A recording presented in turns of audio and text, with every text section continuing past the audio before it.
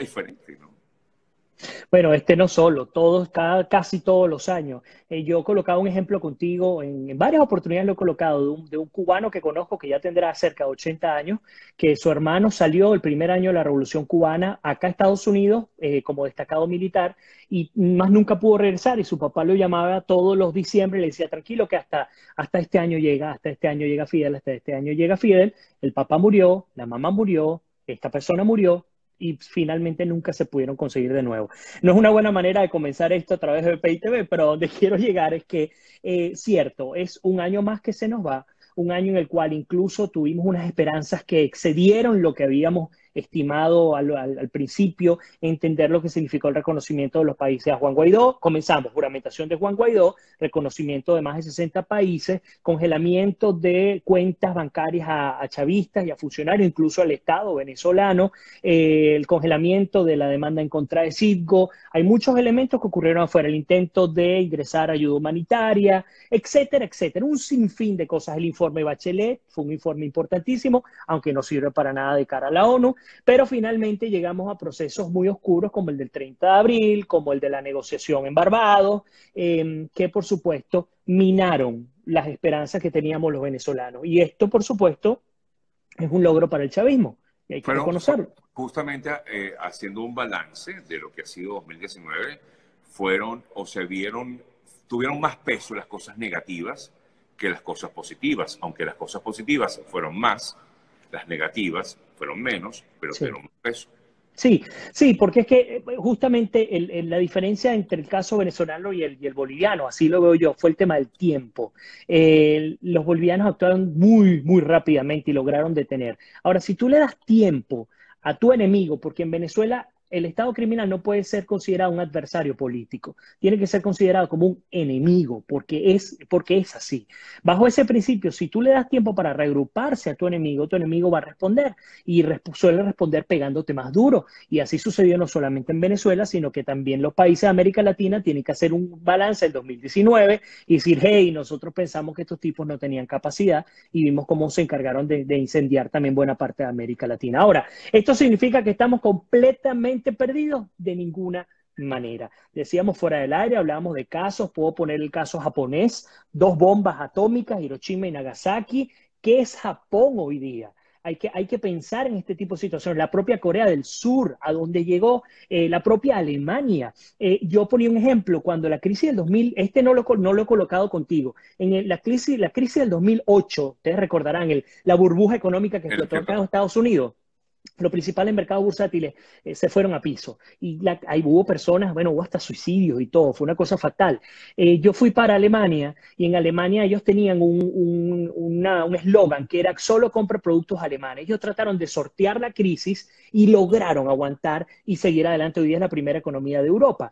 Entonces, en el caso venezolano, y lo decía fuera del aire y creo que es importante repetirlo acá, creo que este castigo que estamos recibiendo, porque sí es un castigo también, nosotros somos responsables. Yo creo que lo que tú decías, esperar a un caudillo, esperar a un salvador, esperar a un mesías, ha sido un gravísimo error para nosotros. Y ese castigo, creo yo que a la postre, cuando nosotros ya salgamos de esta tragedia, nos va a llevar a ser mejores gerentes de nuestras finanzas, de nuestros recursos y de nuestros bienes. Yo creo que eso es importantísimo por el bien del país, porque usted dice, bueno, el Estado criminal destruyó la empresa petrolera venezolana. Vamos a asumir que esta es una premisa. Esa premisa es una falacia, que es una falacia, es una media verdad. Nosotros ayudamos a destruir también la industria petrolera venezolana, cuando sencillamente no nos importaba pues cuántos tanques de gasolina íbamos a llenar durante la semana, porque no nos costaba absolutamente nada, pero sí nos estaba costando. Entonces, ojo, estoy poniendo el ejemplo en términos generales, porque nunca, si no, nunca realmente apreciamos lo que teníamos y ese ha exacto, sido el exacto. problema, justamente.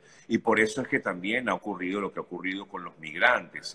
Teníamos una visión distinta, incluso como venezolanos, cuando salíamos del país y de alguna forma nos creímos como que superiores a los demás.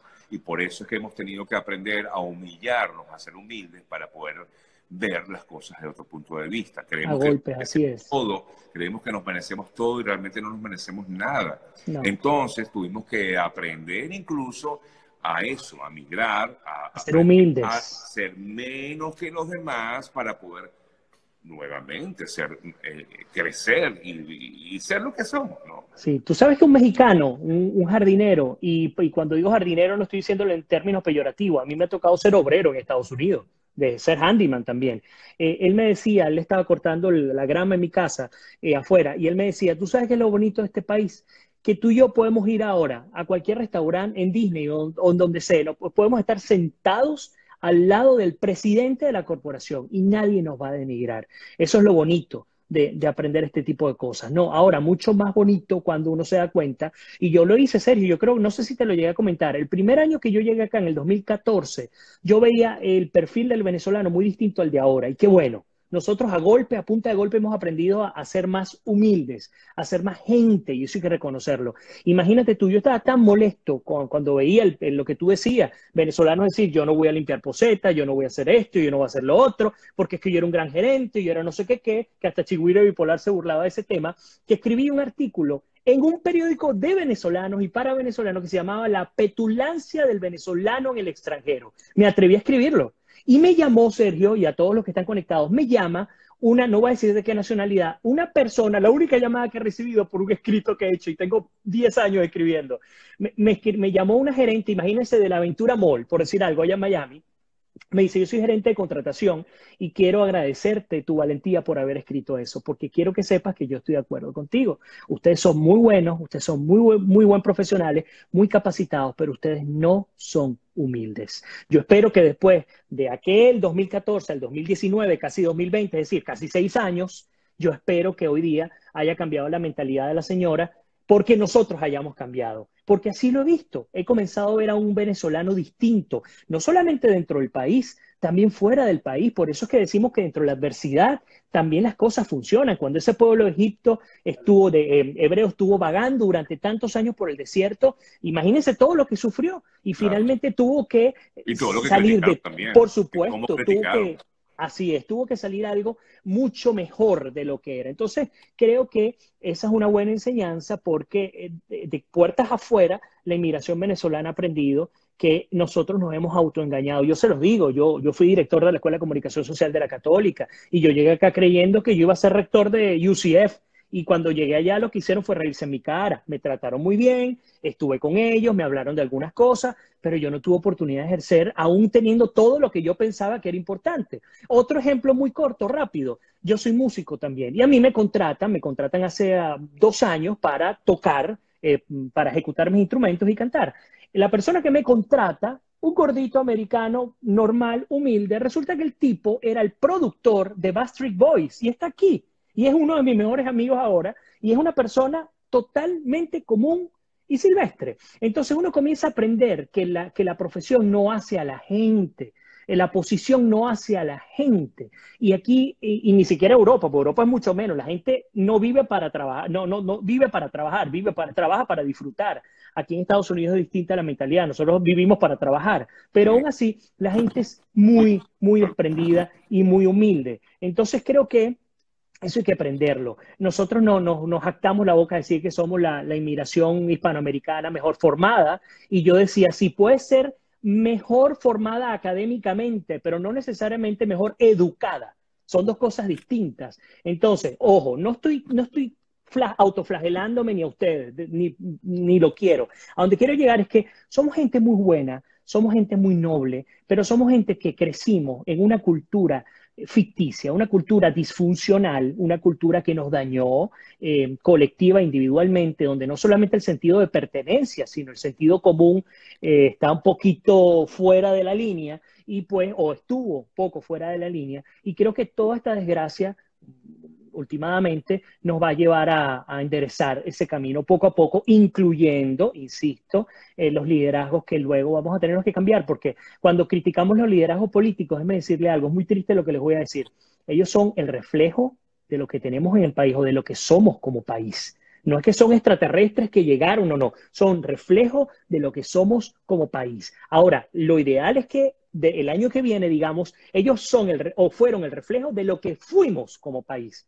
Eso es hasta allá donde nosotros tenemos que llegar, por supuesto, para poder caminar adelante, porque si no vamos a seguir indefinidamente hablando de esto hasta que, pues bueno, pasen los años y nos vayamos nosotros también. Vladimir, te agradezco mucho. Este va a ser nuestro último contacto de este año. Te agradezco una vez más todo, la oportunidad que me has brindado de poder primero conocerte. Ya tenemos bastante tiempo conversando. Nos conocimos aquí en Estados Unidos y vía redes, de hecho. Y bueno, hemos llegado a compenetrarnos mucho y entendernos el uno al otro. De verdad que gracias por la confianza Aquí, y serio. por la oportunidad que me brindas de poder compartir contigo estos minutos que pues mis seguidores te admiran mucho y eso de verdad lo agradezco porque sé que además me piden siempre este contacto y de verdad que, bueno, te agradezco a ti, Vladimir, por de verdad. Dios te bendiga grandemente, a ti y a tu Gracias, en familia, serio, amén. que tengas un fin de año espectacular y que, bueno, que todos tus sueños se hagan realidad.